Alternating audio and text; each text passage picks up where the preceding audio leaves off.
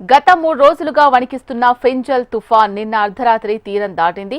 పుదుచ్చేరి దగ్గర తీరం దాటినట్లు వాతావరణ శాఖ వెల్లడించింది. తీరం దాటిన తర్వాత ఫెంజల్ తుఫాన్ క్రమంగా బలహీనపడుతుందని ఐఎండీ తెలిపింది.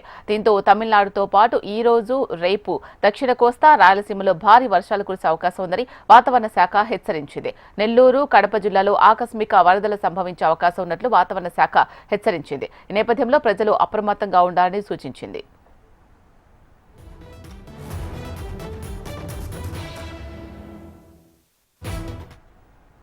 గత 3 రోజులుగా వణికిస్తున్న ఫెంజల్ తుఫాన్ నిన్న అర్ధరాత్రి తీరం దాటింది. పుదుచ్చేరి దగ్గర తీరం దాటినట్లు వాతావరణ శాఖ వెల్లడించింది. దీనికి సంబంధించి మరింత సమాచారం మా ప్రతినిధి అనురాధ అందిస్తారు. అనురాధ, చెప్పండి.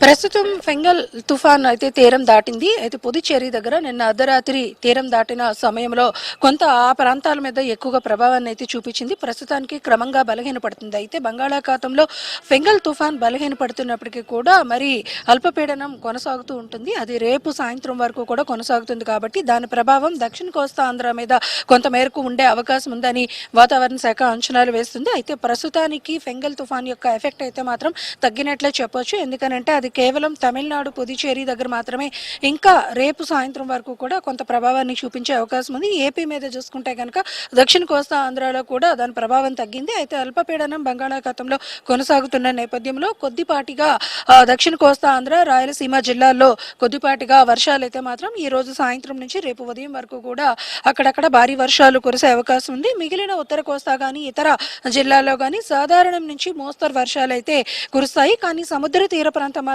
అలజడిగా ఉంటుంది. కాబట్టి అక్కడ మత్స్యకారులకు మాత్రం రేపు సాయంత్రం వరకు హెచ్చరికలు అనేవి కొనసాగుతాయి. ఆ పోర్టుల్లో ఏదైతే ప్రమాద హెచ్చరికలు జారీ చేశారో అవి ఈ రోజు మధ్యాహ్నానికి ఉపసంహరించుకునే అవకాశం అయితే మాత్రం కనిపిస్తుంది. మొత్తానికి ఏపీకి మరొక 2 రోజుల పాటు అక్కడక్కడ వర్షాలు కురిసే అవకాశం ఉందని వాతావరణ శాఖ సూచనలు అయితే జారీ చేస్తుంది. మత్స్యకారులకు మాత్రం రేపు సాయంత్రం వరకు అన్ని తీర ప్రాంతాల్లోని మత్స్యకారులకి కూడా హెచ్చరికలు అయితే మాత్రం ప్రస్తుతం కొనసాగుతూ ఉన్నాయి. ఓవరాల్ గా చూసుకుంటే కనుక ఫెంగల్ తుఫాన్ యొక్క ప్రభావం అయితే మాత్రం ఏపీ మీద ఇక అంతగా ఉండదు అనేది వాతావరణ శాఖ స్పష్టం చేస్తుంది. అయితే అల్పపీడనం బంగాళాఖాతంలో కొనసాగుతుంది కాబట్టి దాని ప్రభావంతో కొంత మేరకు రేపు సాయంత్రం వరకు కూడా వర్షాలు అయితే మాత్రం కురుస్తాయి. మిగిలిన ప్రాంతాల్లో కొంత మేఘావృతమైన వాతావరణం మాత్రం ఉంటుంది. మిగిలిన అన్ని చోట్ల కూడా పొడి వాతావరణం ఉంటుంది. ఇది ప్రస్తుతానికి ఉన్న latest weather info. Right, thank you Anuradha.